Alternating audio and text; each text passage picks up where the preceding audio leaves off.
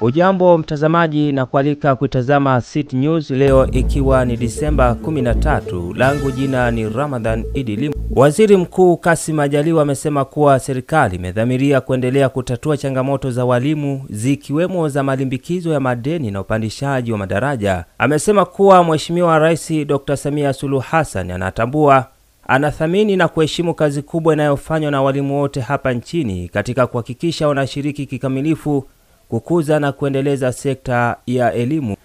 Ameyasema hayo Disemba 12 alipokuwa akimwakilisha Rais Dr. Samia Suluhu Hassan katika mkutano wa 19 wa Umoja wa Wakuu wa Shule za Sekondari TAHOSA uliofanyika katika kituo cha mikutano cha kimataifa cha Jakaya Kikwete kilichopo jijini Dodoma.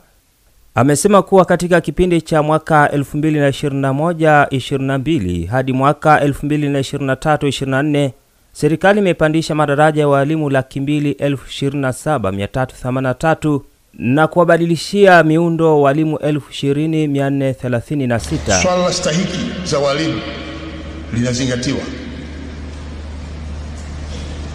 Serikali imefanya jitihada kubwa za kuhakikisha kwamba watumishi wa walimu waliokosa kupandishwa madaraja na wanaopaswa kupandishwa madaraja yao yameshapandishwa na kazi hiyo inaendelea.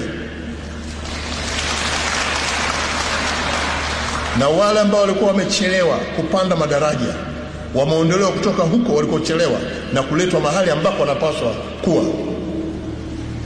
Hii inaenda kwa sambamba na malipo mapya ya daraja jipya ambayo yanapaswa kulipwa. Serikali imedhamiria kuondoa msamiati wa areas. Areas ni pala ambako unapanda daraja ukiwa mshahara huu, unakwenda kwenye daraja la mshahara huu, lakini badiliko lile halilipi kwa wakati, linakuja kulipwa baada ya miezi 6, 7, 8, kunakuwa na malimbikizo ya ongezeko hilo kwa miaka kadhaa, na walimu wanabaki wakilalamika kwamba hawajalipwa areas zao. Serikali ya awamu ya 6 imedhamiria kuondoa msamiati huo.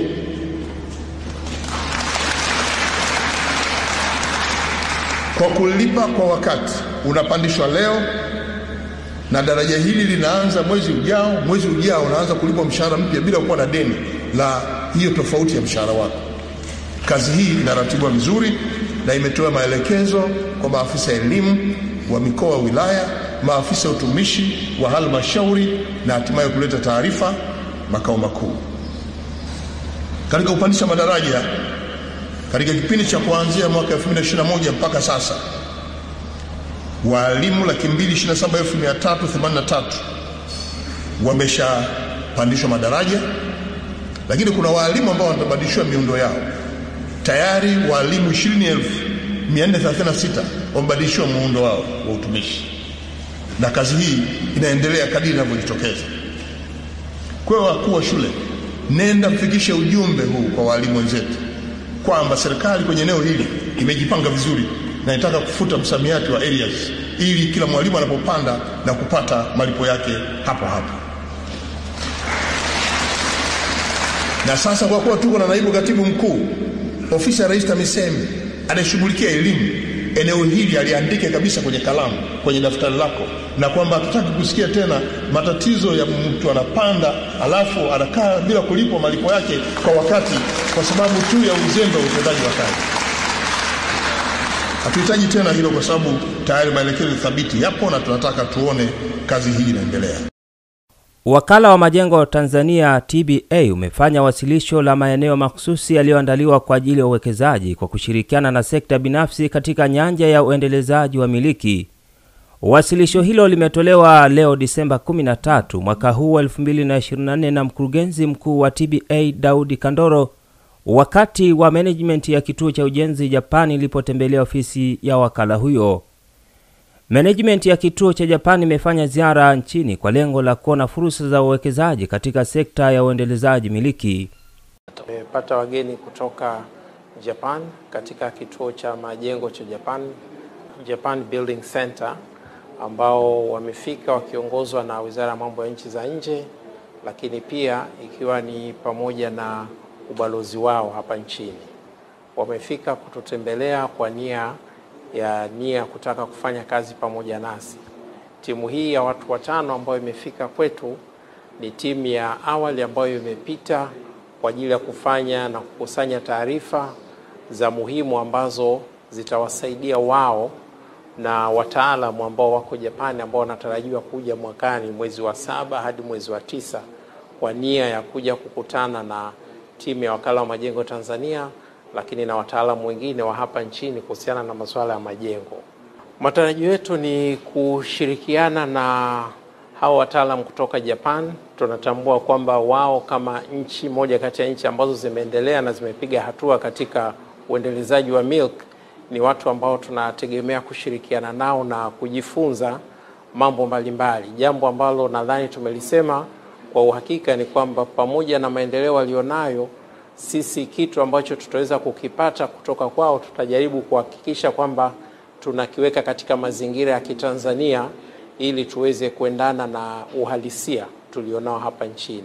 Lakini pamoja na hivyo tunatambua kwamba wao wana maendeleo makubwa katika usimamizi wa miradi, lakini pia katika ujenzi kwa maana vifaa mbalimbali vya ujenzi. Kwa hiyo tunategemea kwamba katika maeneo hayo ni maeneo ambayo tunaweza tukawa na ushirikiano wa pamoja kuweza kufanya kazi kwa pamoja.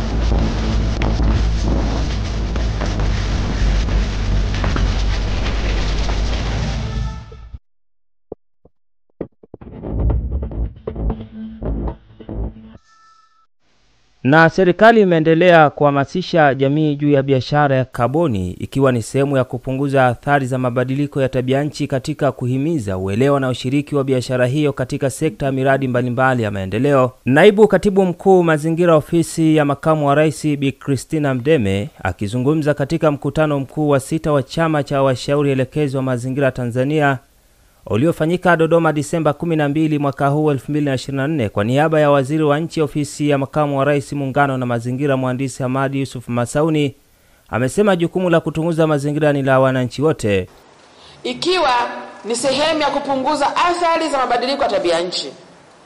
Kwa sasa tunaendelea kuhimiza uelewa na ushiriki wa biashara ya kaboni katika sekta na miradi mbalimbali ya maendeleo kama vile miradi ya nishati, miradi ya miundombinu, miradi ya usafiri na usafirishaji, miradi ya utalii, miradi ya maji, miradi ya kilimo, miradi ya mifugo, miradi ya misitu na miradi mingine yote.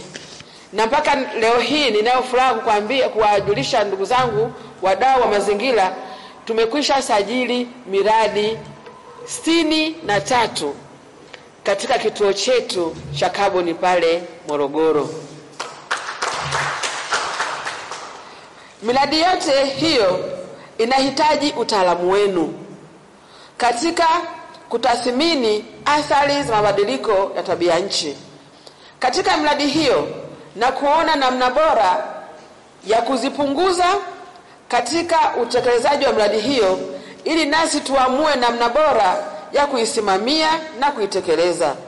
Kwani kama nchi tunahitaji tuwe na miradi mingi iliyokidhi vigezo na kusajiliwa katika biashara ya kaboni. Hivyo tunawahitaji sana ninyi wataalamu na washauri elekezi.